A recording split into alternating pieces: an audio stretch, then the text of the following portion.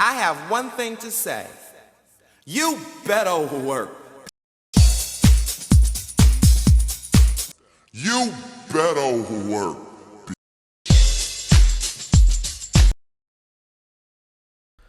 Guys, before I analyse this clip, I'm going to have a bet.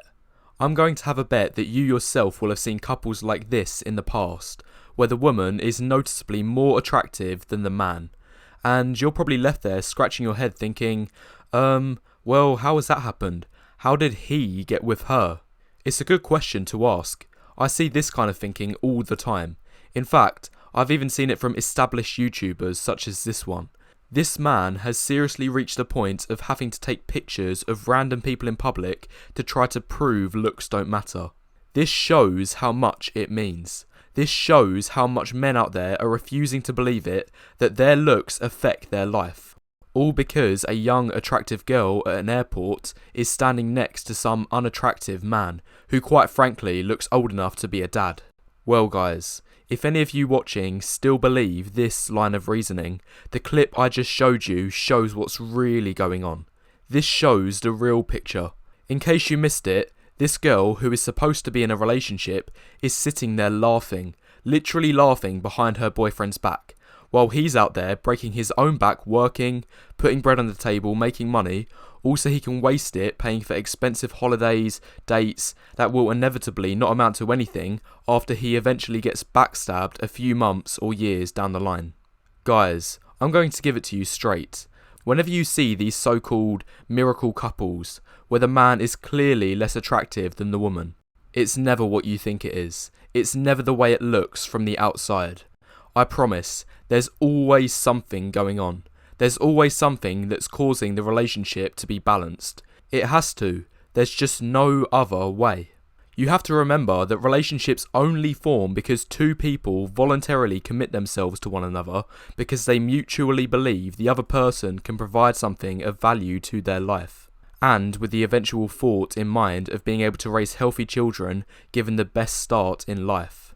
So, based on these circumstances, unless a woman is completely unable to assess her own self-worth and value, there will always be one or more secondary variables at play causing the relationship to balance out. But even this rare exception is becoming virtually impossible nowadays, because not just attractive women, but also unattractive women are being bombarded constantly with attention from guys, both online and in real life. So the point is, all women know they've got power. A woman knows she has something that men want. Therefore, it makes sense for a woman, in cases where a potential relationship won't be balanced, for her to leverage this power in order to reach a point of equilibrium. So, this has been mostly theoretical at this point, but what are some examples? Well, going back to the clip at the beginning, this is a perfectly outlined example. I mean, guys, this is just pathetic at this point. In fact, it's beyond the point of being pathetic. So it seems the situation is, we have this girl who's roughly a 7 or 8 in terms of looks, and then we have the boyfriend. It's hard to see his face, but just based on the information we can see, he looks about a 4. He looks kind of overweight, and he doesn't look particularly tall. So even based on this information alone, I very much doubt the woman sees him as on her level. I mean, simply being overweight as a guy is almost always a looks killer.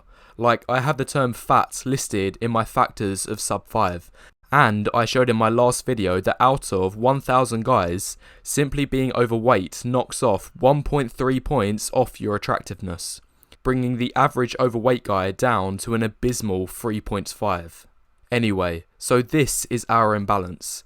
So what is going on in the background to close this gap and balance the relationship? Well, anyone who was fast enough to read the paragraph at the top, you did a good job, as you'd have been able to see that the man is compensating financially. The man is a software engineer, so I'd predict he's making anywhere between about 50k to around 150k per year. The only way a guy like this has been able to get this relationship is by providing this woman a lavish lifestyle, free holidays, and possibly even some hard cash on the side too, so she has her own bit of spending money. So guys, don't be one of those men out there that sees couples like this in public and is fooled into thinking, oh, well, this girl was attractive, but the guy she's with is unattractive, therefore looks don't matter. Yes, that is how it might look on the surface, but just because it looks like this on the surface doesn't mean it's actually how it is. Anyway, to wrap up this first point, in my opinion, for cases where the man is less attractive than the woman in a relationship, there is almost always some secondary factors at play so the relationship can strike a balance. In most cases, this will be money, social status, or any other resources. However, it can also come in different forms such as emotions, like one partner having relationship control, or a partner being able to win arguments by default as the other person doesn't want to cause upset. So this balance can be achieved through both tangible and intangible things. Anyway, that's the first point, and now I've got this out the way, now is a good time to press the like button and leave any thoughts you have in the comments below so far, as it helps the YouTube algorithm. Anyway, I'm going to move on to something else now, which is another shocking example about financial hell in relationships. A couple weeks ago, I had a Fiverr face analysis order come through from an older guy. He said he was 52 years old.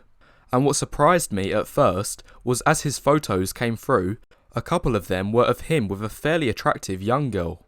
But then I thought, oh, that's probably just his daughter or something.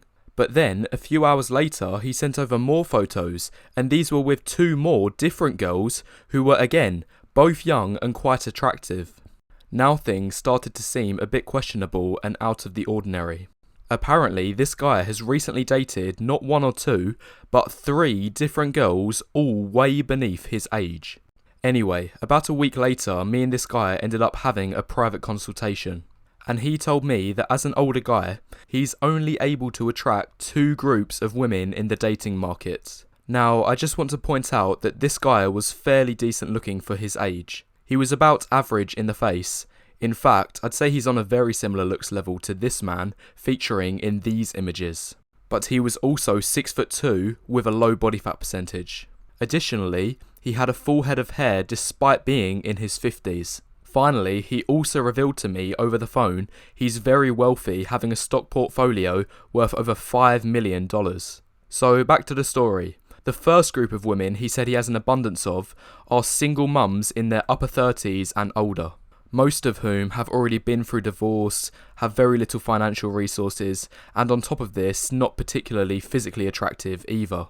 The second group he said about were young college-aged girls, who similar to the first group also don't have a lot of financial resources. It was after he said this, things started to add up for me.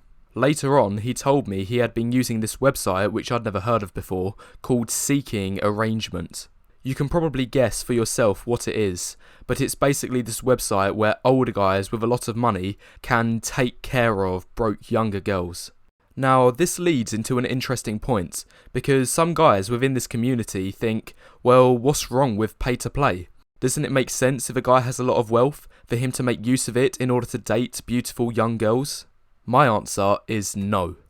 Guys, if you learn one thing from any of my videos, let it be this: never lead with your wallet in a relationship. In fact, don't even let it be a partial lead. Don't let it be the case where your girlfriend pays for the utility bill and laundry, meanwhile you yourself are left having to pay the rent, filling up the car with gas, and 100% of the dates, which in total is going to add up anywhere from 3 to 10 times what your partner is paying.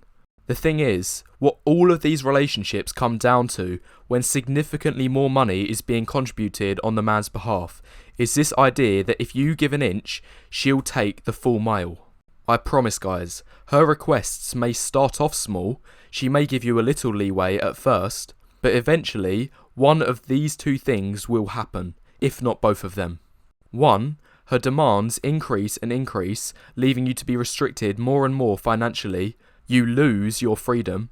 Or 2, which is probably even worse, you can't keep up with the demands, in which case she causes all sorts of difficulties within the relationship, such as not seeing you as often, withholding intimacy from you, or flat out breaking up with you and trading you up for another man who's of higher value all round. So why do these things happen? Why doesn't your partner just be content with the relationship as it is? The answer is lifestyle inflation.